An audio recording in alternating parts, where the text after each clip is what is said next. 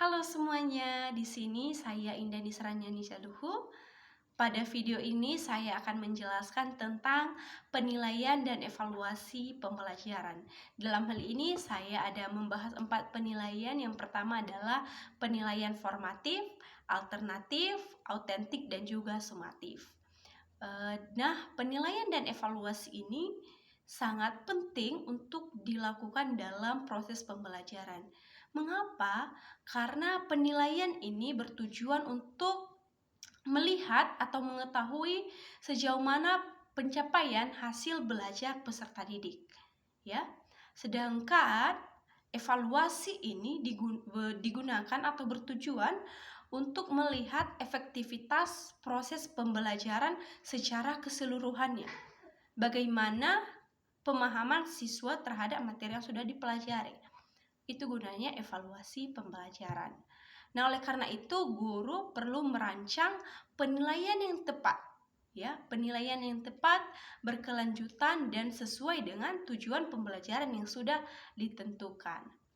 Nah, pada tahap perencanaan ini ataupun pada tahap penilaian ini, guru melakukan beberapa langkah. Apa saja langkah itu? Yang pertama adalah menentukan tujuan pembelajarannya terlebih dahulu. Oke, setelah tujuan pembelajarannya ditentukan, yang kedua adalah menentukan jenis penilaiannya. Apa saja penilaian yang akan dilakukan.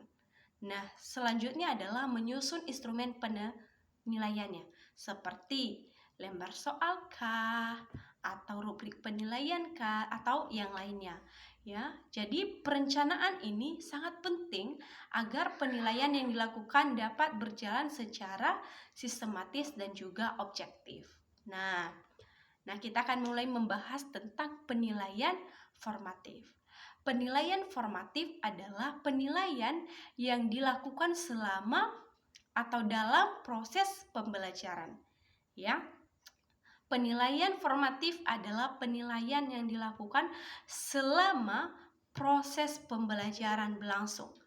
Apa saja itu yang termasuk dalam penilaian formatif? Contohnya, tanya jawab pada saat sedang menerangkan materi atau pada saat pembelajaran sedang berlangsung. Yang kedua, kuis singkat. Yang ketiga, contohnya adalah lembar kerja peserta didik. Nah, tujuan penilaian formatif ini dilakukan adalah untuk mengetahui sejauh mana pemahaman siswa, ya. Dan yang kedua adalah memberikan umpan balik. Nah, setelah kita melakukan penilaian formatif, ada juga penilaian yang kedua adalah penilaian alternatif. Nah, penilaian alternatif ini adalah penilaian yang tidak hanya berfokus pada tes tertulis saja. Oke? Yang tidak hanya berfokus pada tes tertulis saja, tetapi menilai proses dan bagaimana keaktivitasan siswa itu sendiri di dalam keberlangsungan pembelajaran.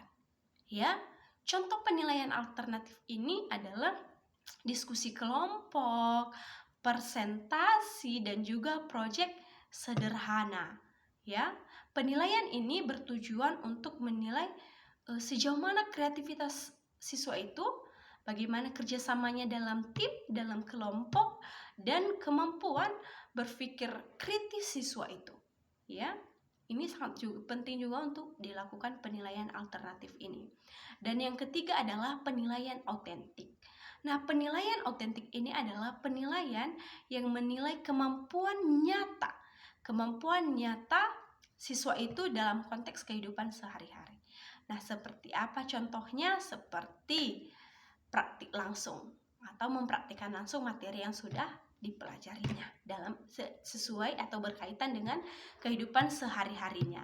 Penilaian autentik ini dapat membantu guru melihat sejauh mana kemampuan peserta didik itu, ya, secara keseluruhan, baik dari aspek pengetahuannya, keterampilannya, ataupun sikapnya.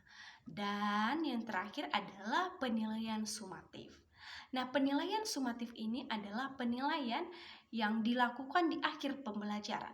Dia dilakukan itu di akhir pembelajaran setelah semuanya materi sudah dijelaskan. ataupun di akhir materi penilaian ini dapat dilakukan. Contoh penilaian sumatif ini adalah ulangan hariannya ataupun tes akhir materi sesuai dengan materi yang sudah dipelajari. Nah, penilaian sumatif ini bertujuan untuk mengetahui hasil belajar akhir siswa. Sejauh manakah pemahamannya terhadap materi yang sudah didengarkannya ataupun dipelajarinya. Nah, setelah semua keempat penilaian ini dilakukan, ada terakhir adalah tahap evaluasi. Nah, di sini guru melakukan evaluasi pembelajaran, yaitu menganalisis semua penilaian yang sudah dilakukan tadi, menilai efektivitasnya, metode pembelajarannya, ya. Setelah mengetahui semuanya itu, kemudian menentukan tindak lanjut yang diambil guna untuk meningkatkan kualitas pembelajaran di pertemuan berikutnya. Ya, jika ada kekurangan di pertemuan ini, setelah melihat penilaian keempat itu, sehingga dapat diperbaiki pada pertemuan berikutnya. Oke.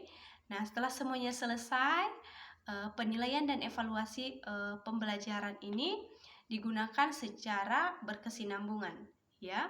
Berkesinambungan mulai dari perencanaannya hingga pelaksanaannya. Oke. Mulai dari penilaian formatif tadi, alternatif, autentik, dan juga sumatif, ya. Penilaian yang baik akan membantu guru untuk meningkatkan kualitas pembelajaran serta membantu peserta didik untuk mencapai hasil belajar yang optimal. Oke, sekian pembahasan yang dapat saya sampaikan terkait penilaian dan evaluasi pembelajaran. Kurang lebihnya saya ucapkan terima kasih.